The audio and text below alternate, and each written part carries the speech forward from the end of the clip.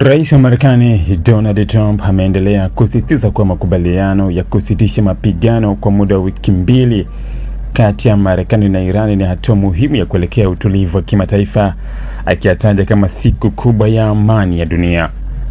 Kauli hii imekuja wakati mvutano mkali uliokuwa umeikumba Mashariki ya Kati ukianza kupungua kwa mara ya kwanza baada ya kipindi cha mashambulizi ya kijeshi, vitisho vya wazi na hofu ya kuzuka kwa vita kubwa. Katika ujumbe wake, Trump alidai kuwa Iran imefikia hatua ya kuchoka kutokana na presha ya kijeshi na kiuchumi iliyowekwa na Marekani na washirika wake. Kauli yake, Iran wanataka jambo hili litokee, wamechoka, vivyo hivyo na dunia nzima, inaonyesha mtazamo wa Washington kwamba Tehran imelazimika kukubali makubaliano hayo baada ya kushindwa kuhimili shinikizo hilo.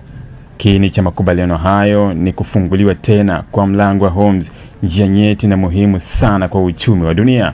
Takribani theluthi moja ya mafuta yanayosafirishwa kwa njia ya bahari hupita eneo hilo, hivyo kufungwa kwake kulisababisha taharuki kubwa katika masoko ya kimataifa, kupanda kwa bei ya mafuta na hofu ya kuvurugika kwa uchumi wa dunia.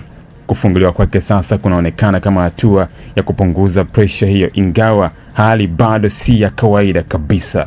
Tofauti na ilivyokuwa kabla ya mzozo, Irani imeweka wazi kuwa haitaruhusu tena meli kupita bila uratibu wake. Badala yake, usafiri wote wa baharini utahitaji kibali au ufuatiliaji wa karibu kutoka mamlaka za Teherani. Hii ina maana kuwa Irani sasa inajaribu kudhibiti kwa karibu zaidi mojawapo ya njia muhimu zaidi za biashara duniani, jambo ambalo linaweza kuwa chanzo kipya cha mvutano ikiwa mataifa mengine hayatakubaliana na utaratibu huo. Kwa upande wake, Donald Trump amesema kuwa Marekani itahusika moja kwa moja katika kuhakikisha usalama wa usafiri baharini katika eneo hilo. Ameeleza kuwa Marekani itasaidia kusafisha msongamano wa meli na kuhakikisha kuwa hakuna ucheleweshaji au vitisho vinavyojitokeza. Hata hivyo, hakutoa maelezo ya kina kuhusu namna operesheni hiyo itakavyotekelezwa, jambo ambalo linaacha maswali mengi kuhusu uwepo wa kijeshi wa Marekani katika eneo hilo na jinsi utakavyoratibiwa na Irani. Katika kauli nyingine, Trump alionekana kutoa onyo lisilo la moja kwa moja kwa Irani, akisema Marekani itabaki karibu kuhakikisha kila kitu kinaenda sawa. Wachambuzi wanaona hii ni kama ishara ya kwamba licha ya makubaliano hayo, Washington bado iko tayari kuchukua hatua kali iwapo Irani itakiuka masharti au kujaribu kuzuia tena usafiri wa meli. Zaidi ya masuala ya kijeshi na usalama, Trump pia alielekeza macho kwenye faida za kiuchumi zinazoweza kupatikana. Alieleza kuwa kufunguliwa kwa njia hiyo ya bahari kutarejesha biashara ya kimataifa katika hali ya kawaida, kupunguza gharama za usafirishaji na kufungua milango ya uwekezaji mpya. Kwa upande wa Iran, Trump alisisitiza kuwa sasa ina nafasi ya kuanza upya uchumi wake uliokuwa umeathiriwa vibaya na vikwazo pamoja na vita. Iran inaweza kuanza mchakato wa ujenzi mpya, kutakuwa na hatua nyingi nzuri, pesa nyingi zitatengenezwa, alisema.